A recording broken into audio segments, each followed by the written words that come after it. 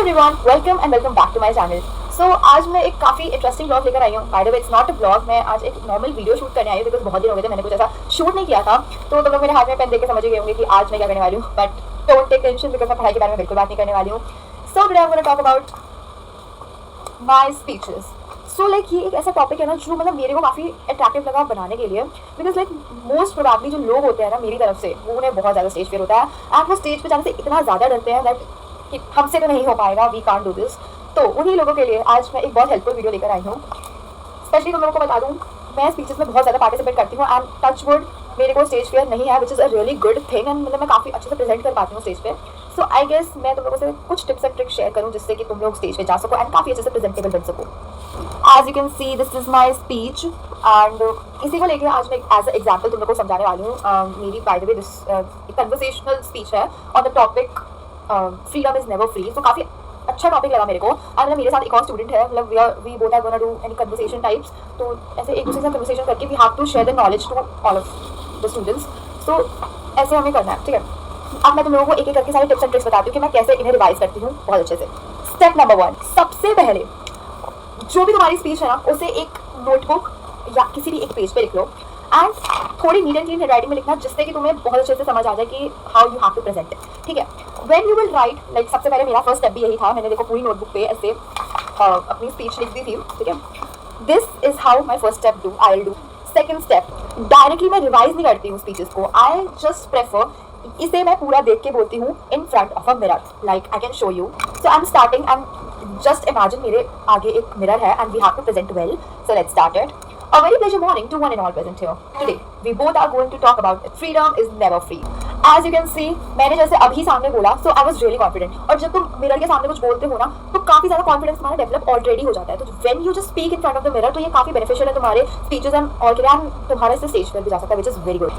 Third step, अब this is the very most important step हम लोग कह सकते हैं बिकॉज इसमें हम लोगों को रिविजन का पार्ट करना है। When you just जब तुम लोग पूरी स्पीच ऐसे मिरर के सामने बोलोगे तो it will be very good and तुम लोगों को मोस्ट ऑफ द थिंग्स ऐसे माइंड में आ जाएंगे, ठीक है। जब तुम लोगों को वो मेन कीवर्ड्स याद रहेगी, ओके इस वाले पैराग्राफ में ये बोलना है, इस वाले पैराग्राफ में ये बोलना, उस वाले पैराग्राफ में वो बोलना है, तो तुम लोगों को ना ऐसे कीवर्ड्स लिख देने हैं। दैट फर्स्ट पैराग्राफ, जैसे मान लो फर्स्ट पैराग्राफ में मैंने लिखा लेसन, ठीक है। सेकंड में मैंने लिखा टीनेजर्स के बारे में लिखना है, ठीक है। थर्ड पैराग्राफ में मैंने लिखा फैमिलीज के बारे में, कंफर्ट जोन के बारे में। सो काइंड ऑफ हमें ऐसे ऐसे पार्ट्स में डिवाइड करना है and like first paragraph keyword लिख दिया, सेकंड पैराग्राफ कीवर्ड लिख दिया, जिससे कि तुम्हें मेमोराइज होगा कि पहले कौन सा पैराग्राफ है, सेकंड कौन सा पैराग्राफ है। फोर्थ स्टेप है मेमोराइज करना, which is like really important.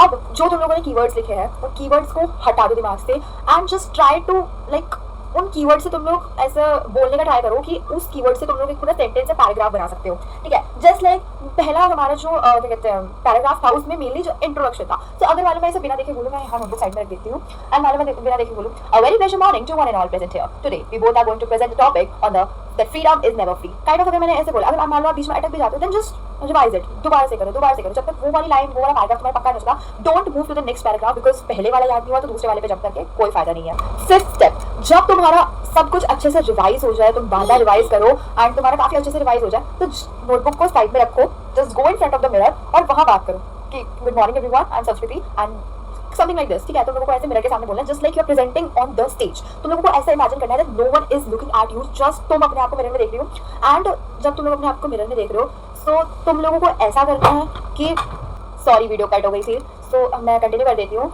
तुम लोगों को बस ऐसे इमेजिन करना है कि जो तुम मिरर में सामने खड़े हो वही पूरी तुम्हारी ऑडियंस है और उन्हें आई कांटेक्ट करके उनके सामने प्रेजेंटेशन दो। इससे तुम्हारा सेल्फ कॉन्फिडेंस बूस्ट होगा एंड मतलब तुम्हारा स्टेज फेयर भी धीरे धीरे कम होता जाएगा। मैं गारंटी नहीं ले रही हूँ कि एकदम कम हो जाएगा क्योंकि हर एक बंदे की पर्सनालिटी अलग होती है, ठीक है। कोई जल्दी सेल्फ कॉन्फिडेंस नहीं आता है, कोई धीरे धीरे करके आता है, कोई किसी को बहुत ज़्यादा टाइम लग जाता है। सो या तो तुम लोगों को रेगुलर प्रैक्टिस करोगे तो it will be much more beneficial for you. At the end मैं कहना चाहती हूँ कि एवरीवन कैन डू एनीथिंग और स्टेज फेयर नाम की चीज़ कुछ नहीं है। अगर तुम लोगों ने ये ठान लिया कि आई कैन डू इट तो स्टेज फेयर उसके सामने कुछ नहीं है। बस मुझे यही कहना था।